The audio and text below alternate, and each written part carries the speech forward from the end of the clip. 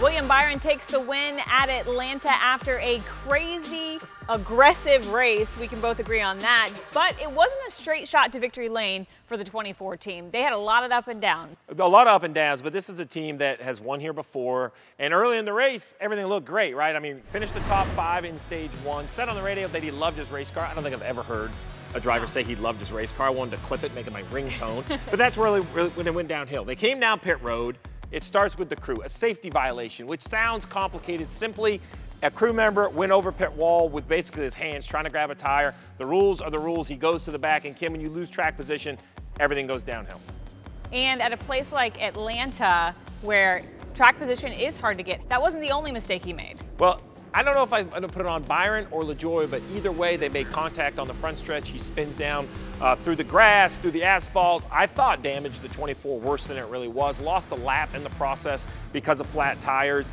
Gets a little bit lucky, though. Not a lot of damage to the car. Goes back on the racetrack, and then it's kind of a little bit of luck, a little bit of wreck avoidance. His teammate, of all people, Kyle Larson, gets in a wreck, which gives William Byron his free pass. But now it's a new race for William. Now it's about 90 laps into the race, and he is dead last shotgun on the field. Yeah, so he drives from 32nd to 18th. The thing is, talking to a lot of crew chiefs, it's not a hard drive up to about 12th at Atlanta with this style racing. It's when you get to about 12th to 15th, it turns into a parking lot, especially with side-by-side racing. Well, what it is, it's this magical track position that everybody talks about. It's kind of like a 4-leaf clover. Once you find it, you don't want to let it go, and that's what the top 12 is. Okay. Once you're there, you don't want anyone else to get there. So he gets to 18th. Caution comes out. Rudy Fugle, I'm going to put 2 tires on it. Now, at this point in the race, it's everyone for themselves. The weather is closing in. It's track position. It's strategy. I like the 2-tire call, but in the end, it didn't really work.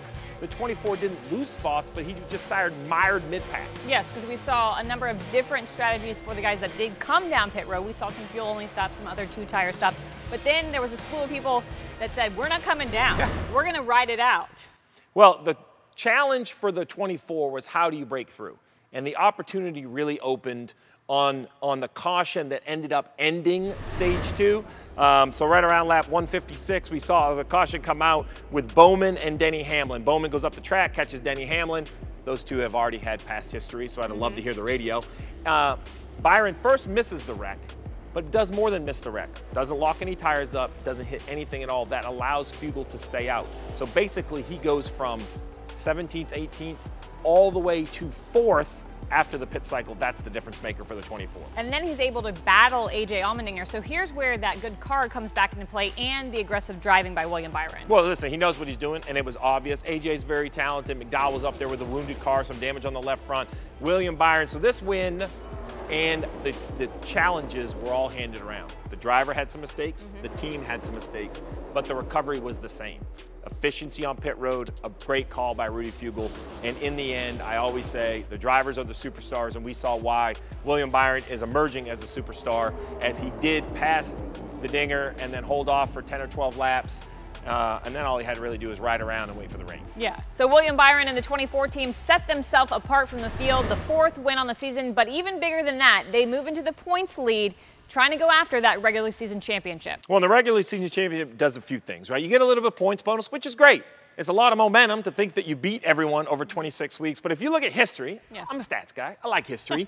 The regular season champion has never been eliminated in the first 2 rounds of the playoffs. So I'm leaning on that. If I'm Rudy Fugle, and I know that's happened before, I'm probably already looking ahead deeper into the playoffs. So I do think there's a lot that goes win that title. So the freedom that team had coming into Atlanta with 3 wins gave them the opportunity to play some strategy, to make some calls. But they, I don't think, had the best call of the race. The 34 of Michael McDowell, man, their day was wild. Whether it was lucky, talent, or good, I'm not sure. But Michael McDowell had a good car, got in an accident on pit road, and I'll be honest, I kind of ruled the 34 out. I didn't expect to see him the rest of the day, but some interesting pit strategy got him to the front. Interesting is the word I was going to use, because here's where things get interesting. That team comes down their last pit stop, lap 94. So before we cover anything that this team did, what's the fuel window when you go to Atlanta? Right, so it's 68-ish laps if you're leading, 75-ish laps if you're back there in the pack at some point. So they come down at 94 thinking, well, this works well. This will get us to the end of stage 2 at lap 160. Maybe they were thinking about the weather, but at this point, I hadn't heard a lot about a weather conversation. They come down at 94 to kind of get themselves in position for what I would consider a standard race. And then we see a caution around lap 124. This is where, to me, it actually seems a little conservative. Travis Peterson keeps him out.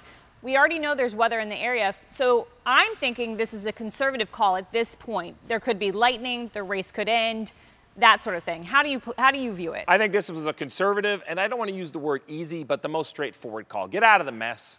Get up towards the front, get a little track position. The weather's kind of coming. There's a lot of things that can go right from lap 124, so I like this call to stay out at this point. And at this point, it has turned into chaos, yes. right? Every radio is screaming about weather. Every driver is trying to find their way to the front. So let's get out of the chaos. Easiest way to pass people, just don't pit. Yeah, don't pit. We did see people pit, so they did gain track position. Now, this is where it gets extremely interesting and becomes not a conservative call, but a huge gamble. Yeah, so the end of stage 2, or just before when the yellow comes out, pit road opens after the conclusion of the stage, and McDowell stays on the racetrack. You have to understand at this point he has just a few gallons of gas in the tank. Like not much. Yeah. Like you wouldn't be comfortable. If you pass the exit on the interstate, you would be starting to sweat a little bit because you are not sure how much further you can go. And I would love to tell everyone that I thought this was a brilliant call. I didn't even think it was an option. I would have never made this call. I'm not sure Travis Peterson, after 300 races, will make this call. He only gets luck about one time with something like this. For sure. I mean, there's so many ways this could go bad. If the rain doesn't come, he's going to pit under green, lose at least 1, maybe 2 laps. He has damage. Running by himself is going to kill him. There's so many ways this can go bad, but he stuck to his guns. I love the kind of the positive energy. I think he isn't thinking points. I think Travis is thinking we have to win this race if we want to be in the playoffs. Now, I can't wait to see what this does for the race team for the next 7. Do they believe they can make it now, right? Like, I know it's easy to say, of course they do, but do they really? When they wake up in the morning now, when they unload their car this week in New Hampshire, does the 34 believe they should make the playoffs? This could be the difference maker. So what we've determined, the call of the race for Michael McDowell and that team, it made them move into the playoff spot, and they were the second biggest points earner of the day. Well, and those points earned has really changed the look at the playoffs. So here's how I see it. We have 11 winners. That's great. We have 3 drivers with a ton of points. They have 100 points over the cut line. They feel good. But this group, look at this group of drivers right here, from Suarez in 15th to Corey LaJoie all the way down in 24th. This is going to be a knockdown drag out over the next 7 weeks. And I really think we should start at the bottom. Corey LaJoie, it's a great year. It's a career year for Spire. Enjoy it. Hope you win at Daytona. I wish I had more. Yeah, his average finishing spot, 5 places better than it was last year. So just keep doing what you're doing. How about Chase Watch? Can we talk about Chase Watch? Because everybody wants to talk about Chase Watch. Chase Elliott, multiple weeks out of the car with injury. Also a week out for the suspension. 60 points below. I'm team win. Dale and I have this battle. He thinks he can make it on points. I actually think Alan and Chase are racing like they can make it on points.